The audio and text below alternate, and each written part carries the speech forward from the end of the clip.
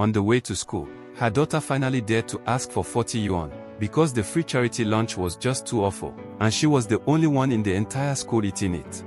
Even the principal questioned her, why couldn't she pay her daughter's 40 yuan lunch fee, yet could still afford to drive a car, when she carefully arrived at her workstation.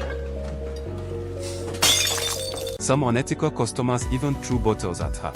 Just when she thought it was just a bad day, she received a phone call. The welfare agency was coming to take her daughter away by force. She screamed and cried. Her daughter had asthma. She couldn't be taken away, but in the end, she was powerless. When it rains, it pours. Mentally and physically exhausted, just for not checking her rearview mirror while driving, she ran into a man with road rage. The man swore to ruin her. She thought the police officer, or sir, would help, but it turned out, the one who hit her was the officer himself. Of course, her car was impounded. After walking for 2 hours, she finally made it back to the supermarket. Just as she was about to start walking, her boss told her to stop everything and go to the office. She was fired. She was 2 hours late. The boss was furious, and swore not to pay her a single cent. Utterly hopeless, she headed home, only to discover that all her belongings had been thrown outside by the landlord as trash. She was angry. She was bitter.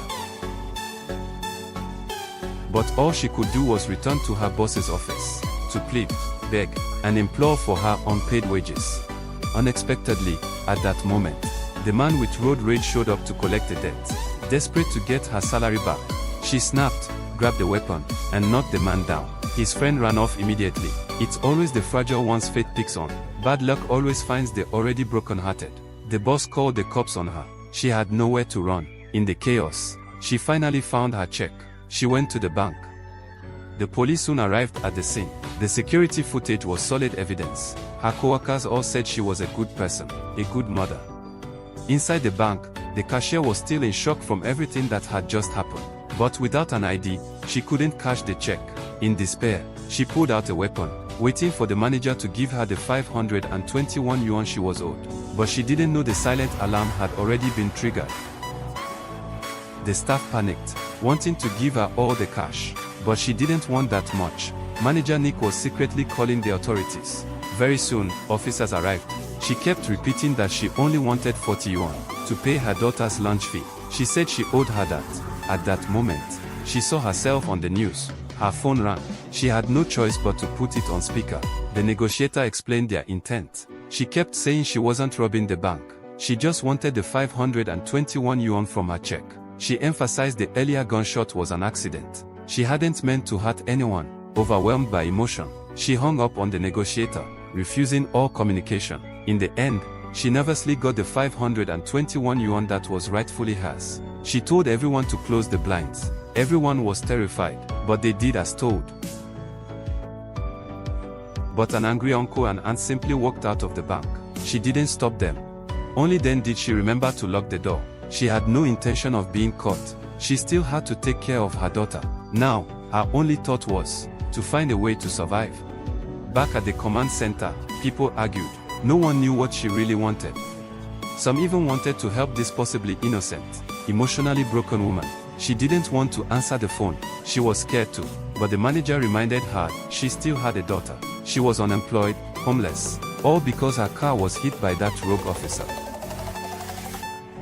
She endured all the pressure, but in the end, she unintentionally became the real villain. She was helpless. She had nothing left. She rejected all further communication. Then, after some effort, she managed to disable the cameras. The scene remained chaotic. Crowds gathered outside. Suddenly, the investigation bureau took over the case. Just then, an elderly woman in the bank had a diabetic episode. She wasn't a bad person. After thinking for a moment, she released the innocent woman. She made her demand. Fired the officer with road rage, who deliberately crashed into her. In return, she promised to release everyone. Unexpectedly, the negotiator decided to enter the bank personally. He showed her a photo. The officer had been fired. She then decided to release everyone. Everything was over. Then, the phone rang. She heard her mother's nagging voice. Her mother finally remembered. Her daughter hadn't been home since the night before. The overwhelming shock caused her to hallucinate. Her longing for her daughter had turned into delusion. As for the story, we can judge whether it's truth or lies. But when it comes to people, right and wrong aren't so black and white. For those strangers who unintentionally hurt us, a little more kindness might mean one less tragedy. Maybe they are going through the hardest moment of their lives,